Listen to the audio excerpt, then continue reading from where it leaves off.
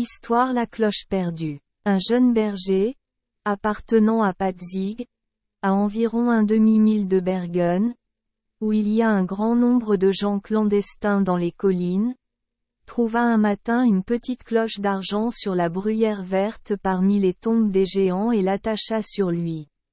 C'était justement la clochette du bonnet d'un des petits bruns, qu'il avait perdu en dansant, et ne la manqua pas tout de suite et ne remarqua pas qu'elle ne tintait plus dans son bonnet. Il était descendu dans la colline sans sa cloche et, ayant constaté sa perte, il était rempli de mélancolie, car la pire chose qui puisse arriver aux gens de la clandestinité est de perdre leur casquette ou leurs chaussures. Mais même perdre la cloche de leur bonnet, ou la boucle de leur ceinture, n'est pas une mince affaire pour eux. Celui qui perd sa cloche doit passer des nuits blanches, car il ne peut pas dormir un instant tant qu'il ne l'a pas récupérée. Le petit bonhomme était dans le plus grand trouble et regardait et cherchait partout. Mais comment pourrait-il savoir qui possédait la cloche, car ce n'est que très peu de jours dans l'année qu'ils peuvent apparaître à la lumière du jour, et ils ne peuvent alors non plus apparaître sous leur vraie forme. Il s'était transformé en toute forme d'oiseau, de bête et d'homme, et il avait chanté, gémi et se lamenté à propos de sa cloche, mais il n'avait pas pu obtenir la moindre nouvelle ou trace de nouvelles. Malheureusement pour lui, le jeune berger avait quitté Patzig le jour même où il avait trouvé la petite cloche, et il gardait maintenant des moutons à Unrich, près de Ging, de sorte que ce n'est que bien des jours après, et par simple hasard, que le petit bonhomme de la clandestinité retrouva sa cloche, et avec elle sa tranquillité d'esprit. Il avait pensé qu'il n'était pas improbable qu'un corbeau, ou une corneille, ou un choucas, ou une pie, ait trouvé sa cloche et, à cause de son caractère voleur, qui l'attire vers tout ce qui est brillant et brillant, l'ait emporté dans son nid.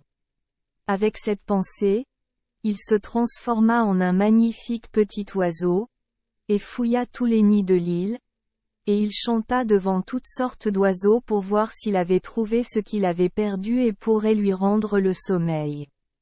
Mais il n'avait rien pu apprendre des oiseaux.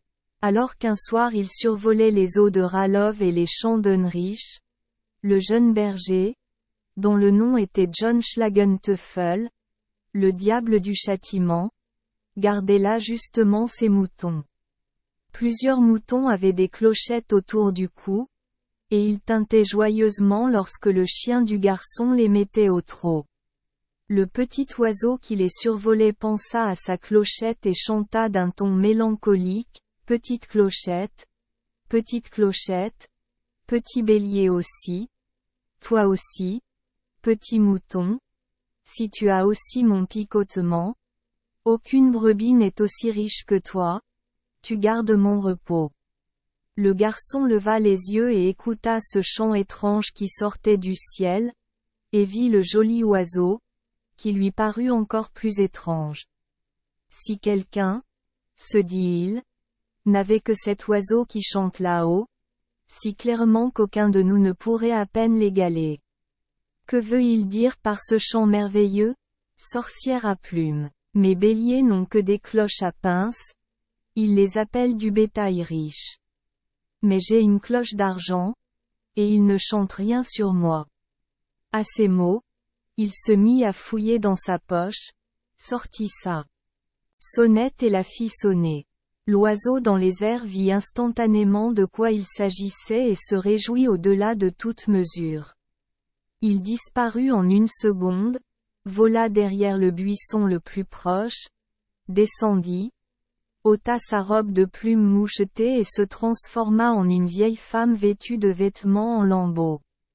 La vieille dame, bien fournie en soupirs et en gémissements, traversa le champ en titubant vers le berger, qui sonnait toujours sa cloche et se demandait ce qu'était devenu le bel oiseau. Elle s'éclaircit la gorge et toussa, lui souhaita une bonne soirée et lui demanda quel était le chemin pour se rendre à Bergen. Faisant alors semblant de voir la petite cloche, elle s'écria. Eh bien, quelle jolie et charmante petite cloche.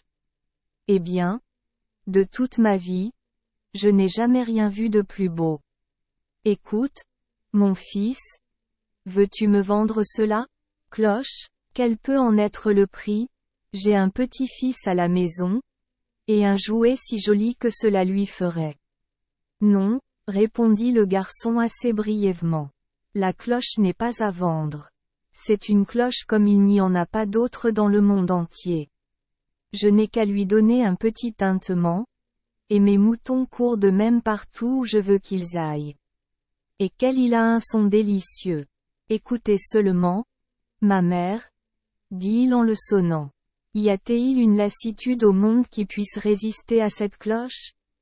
Je peux la faire sonner le plus longtemps possible, pour qu'elle disparaisse en une seconde. La vieille femme pensa en elle-même. Nous verrons s'il peut résister à de l'argent brillant. Et elle sortit pas moins de 3 dollars en argent et les lui offrit. Mais il répondit quand même. Non. Je ne vendrai pas. La cloche. Elle lui a alors proposé 5 dollars. La cloche est toujours à moi, dit-il. Elle tendit la main pleine de ducats. Il répondit cette 3e fois. L'or est de la saleté et ne sonne pas. La vieille dame changea alors de position et tourna le discours dans un autre sens. Elle devint mystérieuse et commença à l'attirer en lui parlant d'arts secrets et de charmes par lesquels son bétail pourrait prodigieusement prospérer, lui racontant toutes sortes de merveilles. C'est alors que le jeune berger commença à avoir envie et il prêta une oreille attentive à ses récits. La fin de l'affaire fut qu'elle lui dit. Écoute, mon enfant, donne-moi ta clochette. Et voici un bâton blanc pour toi. Dit-elle en sortant un petit bâton blanc qui avait Adam et Ève l'a coupé très ingénieusement alors qu'ils paissaient leur troupeau dans le jardin, avec les moutons et les agneaux les plus gras dansant devant eux. Là aussi se trouvait le berger David, alors qu'il se levait avec sa fronde contre le géant Goliath. Je vais te donner, dit la femme, ce bâton pour clocher, et aussi longtemps que tu conduiras le bétail avec, ils prospéreront. Avec cela, tu deviendras un riche berger. Tes moutons seront toujours gros.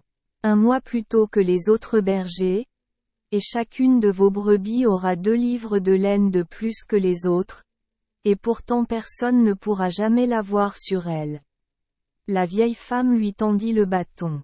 Son geste était si mystérieux et son sourire si étrange et envoûtant que le garçon fut aussitôt en son pouvoir. Il saisit le bâton avec impatience, lui tendit la main et cria. C'est fait.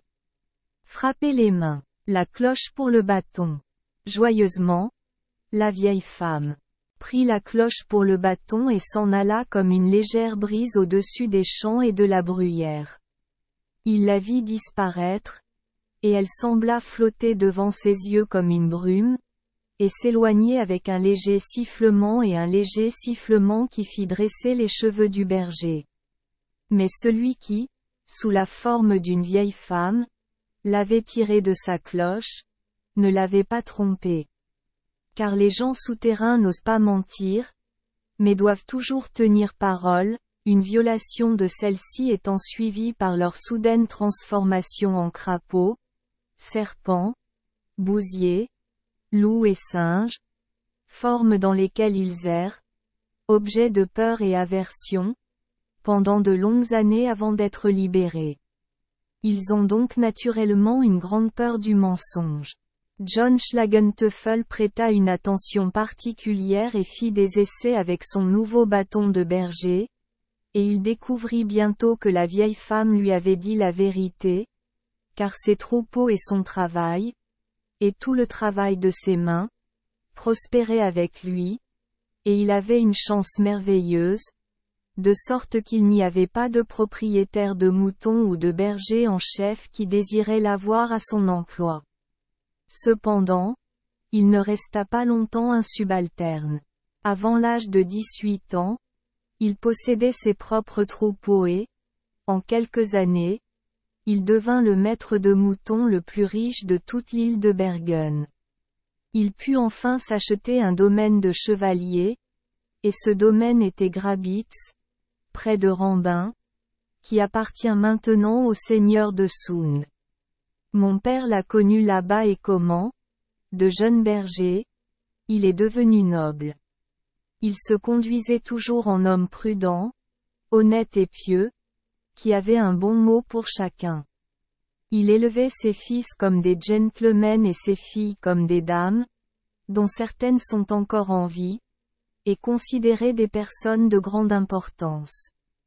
Peut-être que les gens qui entendent de telles histoires auraient souhaité avoir vécu une telle aventure et avoir trouvé une petite cloche en argent que les gens de la clandestinité avaient perdue.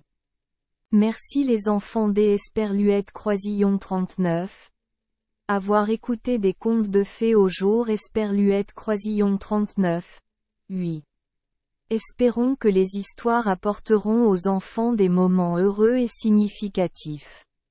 Si vous aimez notre chaîne, veuillez appuyer sur le bouton S Esperluette Croisillon 39. Abonner, pour ne manquer aucune histoire intéressante. Je vous souhaite une bonne nuit de sommeil et de beaux rêves. Rendez-vous dans la prochaine histoire.